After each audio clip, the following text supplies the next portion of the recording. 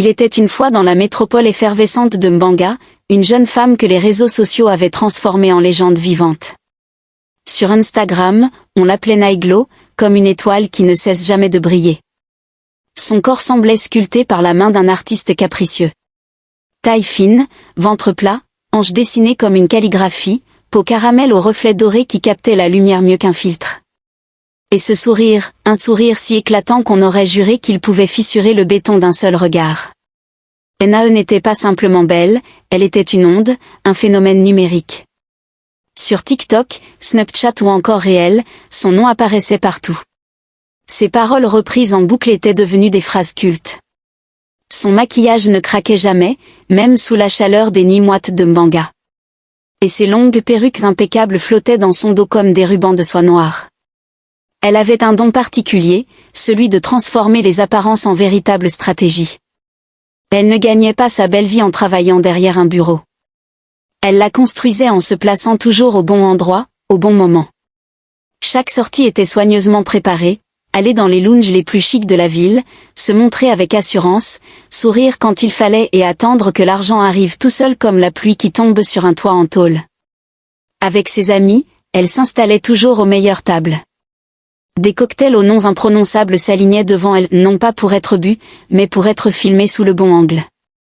Dans ce monde régi par les stories et les likes, elle régnait sans couronne mais avec autorité.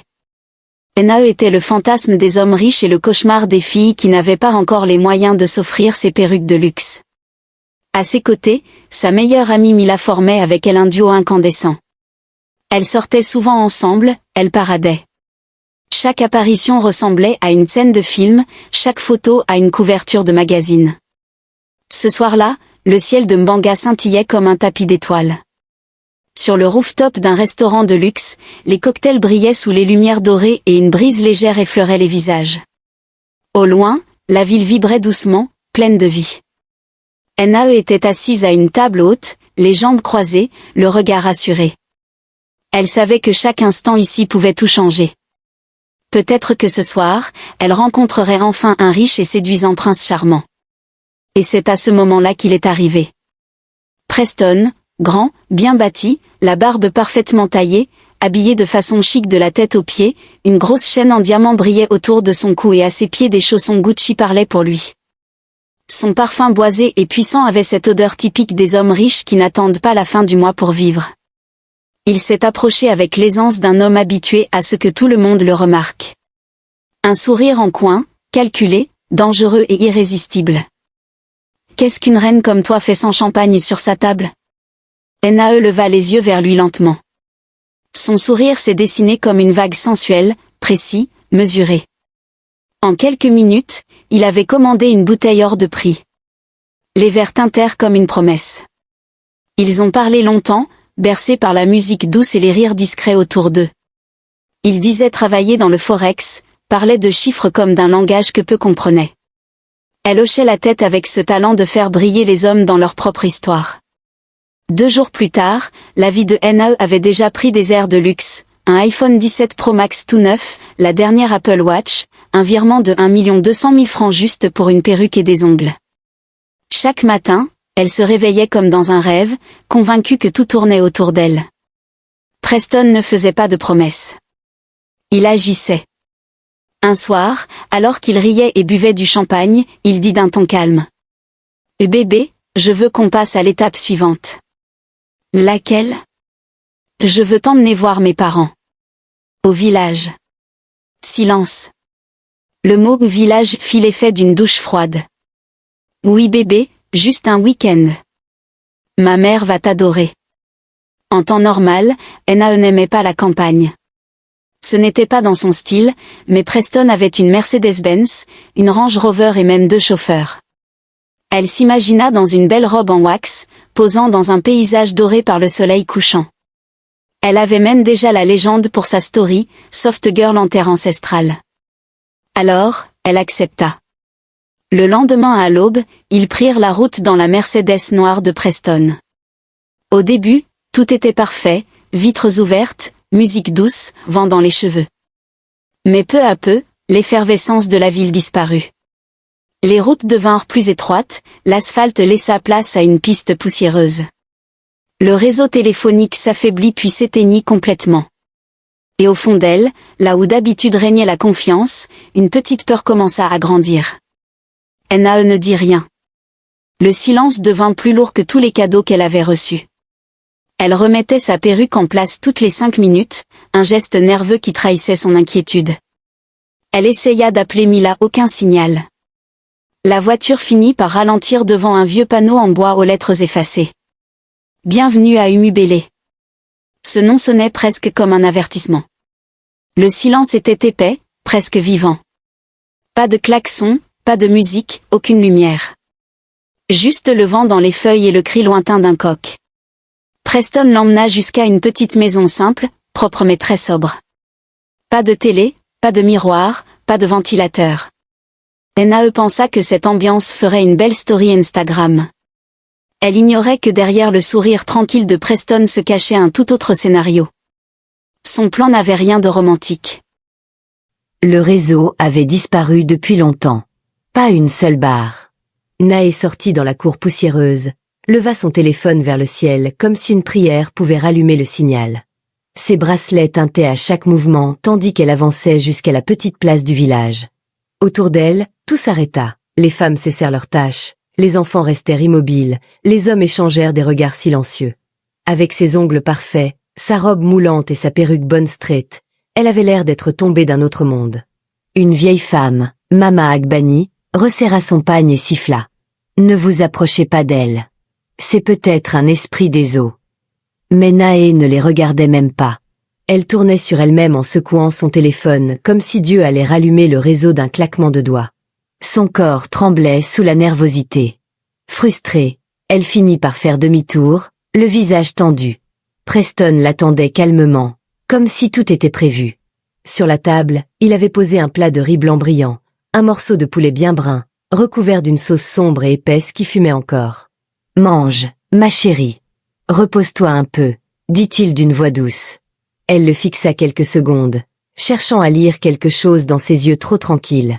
« Tes parents, ils arrivent quand ?» demanda-t-elle. « Bientôt. »« Ne t'inquiète pas, » répondit-il avec un sourire si calme qu'il en devenait étrange. Ce qu'elle ne savait pas, c'est que cette maison n'était même pas à Preston. Il l'avait simplement louée pour la journée. Et Umubele n'était même pas son vrai village. Elle mangea. La sauce piquante colla à sa langue comme une chaleur invisible. Quelques minutes plus tard, le sommeil la prit brutalement. Elle s'effondra sur le petit matelas, son téléphone serré contre elle comme une bouée de sauvetage. Le lendemain matin, les villageois la retrouvèrent sur un sentier boueux qui menait à la rivière. Elle était pieds nus, les cheveux défaits, le regard vide. Ce n'était plus la Nae des réseaux sociaux. C'était une autre version d'elle, brisée, perdue entre deux mondes. Mais sa folie avait un éclat particulier. Elle n'était pas ordinaire, elle était spectaculaire. Sur la place centrale, elle se mit à danser les bras levés, criant des « Yes Queen » à un public invisible. Elle tournait comme devant une caméra imaginaire, lançait des baisers aux arbres et imitait des transitions comme dans ses vidéos. Puis, comme si elle était en plein direct, elle s'installa près de quelques paniers en osier, devant une coiffeuse bancale fabriquée avec du bois sec. Le meuble grinçait sous ses gestes nerveux. Sur cette table de fortune étaient étalés ses « produits de beauté », des herbes écrasées en bouillie et de vieilles bouteilles en plastique remplies d'eau de la rivière, qu'elle présentait comme des lotions de luxe. Devant elle, un trépied tordu fait de branches sèches, tenait une sandale usée accrochée au bout, qui représente son téléphone. Elle se mit à filmer son tutoriel maquillage imaginaire, concentrée comme une influenceuse en plein live. Elle vendait des feuilles comme si c'était des cosmétiques haut de gamme, faisait des collaborations avec le vent et ponctuait chaque geste d'un sourire de star. « Taguez vos marques », riait-elle en tournant sur elle-même. « Je suis dispo pour les partenariats. » Et même dans la folie, son allure faisait tourner les têtes. La reine des réseaux n'avait plus d'écran, mais elle continuait à influencer, au cœur du village. Les soirs où la lune brillait fort, les jeunes hommes du village descendaient discrètement jusqu'à la rivière. Ils portaient dans les bras de petits trésors, des sachets d'arachides encore tièdes, des morceaux de viande de brousse bien emballés, des bouteilles de Fanta pleines de bulles, des pains blancs bien ronds et des sachets d'eau posés en rang comme des offrandes. Ils venaient regarder Nae danser. pas comme on regarde une fille, mais comme on regarde quelque chose d'étrange et fascinant. Elle était là, au bord de l'eau, éclairée par les lanternes et les étoiles. Sa peau brillait légèrement sous la rosée de la nuit. Elle riait toute seule, parlait à un public que personne ne voyait, imitait des directs imaginaires avec une énergie presque envoûtante. Certains murmuraient qu'elle n'était plus vraiment humaine. D'autres disaient qu'elle venait des profondeurs de la rivière. Naé était folle, mais d'une façon bien particulière. C'était une folie des réseaux sociaux. Une folie bruyante, pleine de couleurs, de poses exagérées et de petites phrases percutantes. Elle prenait un balai pour faire semblant d'avoir un micro, enroulait des feuilles autour de sa tête comme une perruque improvisée et posait au bord de l'eau comme une star qui tourne une publicité de luxe. Ses hanches parlaient un langage que tout le monde comprenait. Même les hommes mariés, gênés mais fascinés, se cachaient derrière les buissons pour la regarder bouger, les yeux grands ouverts comme des enfants devant un spectacle interdit. Pendant ce temps, très loin de là, à Mbanga, Preston montrait un autre visage. Celui d'un homme satisfait. Il buvait dans des clubs éclairés par des néons, entouré de nouvelles femmes qui riaient fort. Son plan avait marché. L'argent coulait. Pour lui, Naé n'était plus qu'une histoire passée. Il avait pris, profité, puis oublié. Mila, quant à elle, vivait ses heures les plus longues. Pas de post. Pas de story. Le silence de Naé était plus effrayant qu'un mauvais rêve. Elle a appelé. Encore et encore. Rien. Finalement, complètement paniqués, les parents de Naé furent prévenus. Son père, ancien militaire, n'était pas homme à croiser les bras. En quelques heures, il avait contacté ses collègues. Police, affiches et médias. L'affaire avait pris de l'ampleur. Les semaines passèrent. Puis des mois. Et pendant tout ce temps, Naé continuait à danser comme une déesse TikTok tombée sur la terre rouge du Mubélé, sans téléphone, sans Wi-Fi. Chaque matin, à la même heure, elle surgissait sur la place centrale du village en courant, comme une star faisant son entrée sur scène. Elle ramassait une vieille sandale usée comme si c'était une caméra dernier cri, et lançait avec assurance. « Hey, mes queens !» C'était devenu un rituel. Elle présentait sa « routine skincare », avec une boue épaisse qu'elle allait chercher elle-même à 6 heures du matin au bord de la rivière. « Ce n'est pas de la sorcellerie, c'est de l'engagement », disait-elle à voix haute, convaincue que des milliers de spectateurs invisibles la regardaient. Elle distribuait des codes promo imaginaires aux chèvres qui passaient nonchalamment. Sa créativité était sans borne, même dans la folie. Les villageois, d'abord méfiants, étaient désormais partagés entre amusement et fascination.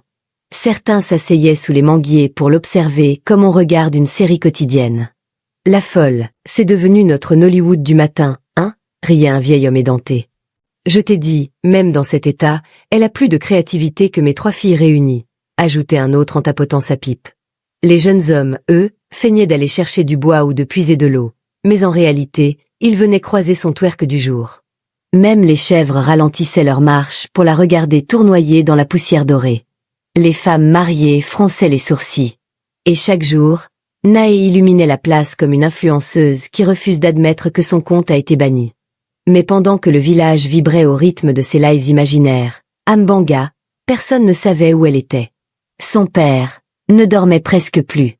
Chaque nuit, il rentrait avec des numéros griffonnés, des rapports de police, des visages qu'il avait interrogés. Pendant que sa mère inconsolable passait son temps à prier. Même sa meilleure amie Mila était désespérée. Cela faisait des mois qu'elle fouillait Internet, épluchait les commentaires sous les anciennes vidéos de Naé, relançait la police, publiait encore et encore des stories d'alerte. Elle refusait d'accepter l'idée que sa meilleure amie s'était évaporée. Puis le téléphone de la mère sonna. Un vieux numéro, un cousin éloigné. Tata. J'ai vu une vidéo sur Facebook. Une fille qui danse bizarrement dans un village. Elle ressemble beaucoup à Naé. La vidéo était floue, mal cadrée, prise d'un vieux téléphone. Mais dès que la mère aperçut ce visage, même distordu, elle hurla. « C'est elle. C'est ma fille. C'est Naé. » Le père ne dit rien. Son silence était lourd, méthodique. Il examina attentivement les détails. Puis il murmura presque pour lui-même. « Je reconnais cette région. Je vais trouver ce village. » En moins de 48 heures, grâce à ses anciens contacts dans l'armée, il réussit à localiser Umubélé, ce village perdu que même les cartes ne mentionnaient pas vraiment. À l'aube, une voiture grise quitta Mbanga. À bord, Mila, le père et la mère de Naé, déterminés, silencieux, portés par une rage calme et un espoir fragile. La mère de Naé priait pour retrouver sa fille saine et sauve le long du trajet. De plus, la veille, elle avait même remis le nom de sa fille dans 3 paroisses différentes pour des séances de prières intenses. Pendant ce temps, à Umubélé, le soleil s'était levé comme chaque jour, effleurant les toits de chaume et les arbres épais. Les villageois s'étaient rassemblés, comme toujours, attendant le spectacle du matin. L'influenceuse folle. Leur Nollywood quotidien. Mais ce matin-là, elle ne vint pas. Les enfants crièrent timidement. « Madame influenceuse, tu ne filmes pas aujourd'hui ?» Pas de réponse. Le silence s'installa, étrange, inquiétant. Ce n'est que vers midi que 2 femmes du village la retrouvèrent au bord de la rivière. Elle était assise bien droite sur un rocher, immobile, les yeux fixés sur un point invisible dans l'eau. Un collier de feuilles ceignait sa tête, un bâton était planté devant elle comme un totem improvisé, et un vieux pot vide reposait sur ses genoux. L'une des 2 femmes s'approcha lentement. « Est-ce que tu vas bien, ma fille ?» Naé tourna la tête lentement. Sa voix, calme, presque trop calme, traversa l'air comme une brise glacée. « Excusez-moi, avez-vous vu mon ring light ?» Puis son corps se renversa d'un coup sec. Elle s'évanouit. Les 2 femmes paniquées la portèrent jusqu'à une case vide. Des femmes l'éventèrent avec des pagnes, d'autres lui versèrent doucement de l'eau sur le visage. Elle était toujours inconsciente. 2 heures passèrent. Finalement, Naé ouvrit les yeux. Choquée par son état, elle se redressa brusquement et quitta la case en titubant. Dehors, elle se tâta le corps comme pour vérifier qu'elle était bien réelle, puis éclata en sanglots. Elle pleurait comme une jeune femme qui se réveille d'un cauchemar trop long. « Qu'est-ce que je fais ici ?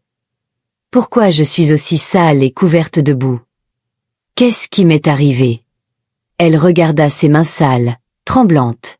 Autour d'elle, les villageois la fixaient en silence, gardant leur distance. Certains baissaient les yeux, touchés par la détresse de cette fille complètement perdue.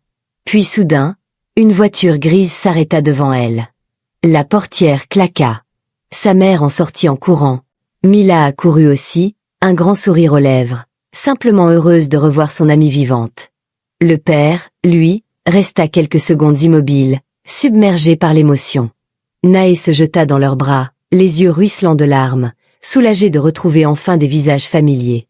Autour d'eux, les habitants du village applaudirent doucement, comme pour saluer ce moment de retrouvailles. De retour à Mbanga, Naé raconta tout à ses parents. Son père porta plainte immédiatement. Mais malgré tous leurs efforts, la police n'avait toujours pas réussi à mettre la main sur Preston. Sa mère, bouleversée, décida de lui couper complètement les cheveux, comme pour marquer un nouveau départ. Son père fit venir un médecin pour s'assurer qu'elle allait bien. La mère de Naé prit soin d'elle chaque jour, lui préparant son plat préféré et la réconfortant avec douceur.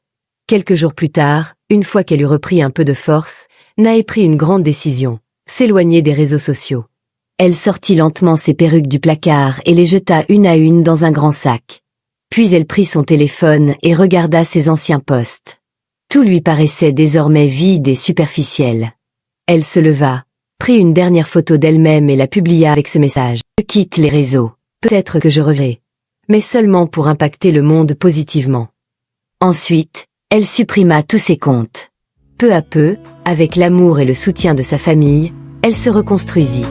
Quelques mois plus tard, un homme fut retrouvé mort dans son appartement. L'affaire fit la une des journaux. À sa grande surprise, il s'agissait de Preston. Naé regarda le journal, bouleversée, et murmura d'une voix tremblante. « Je te pardonne. Va en paix. » Merci d'avoir regardé. Si vous avez aimé ce récit,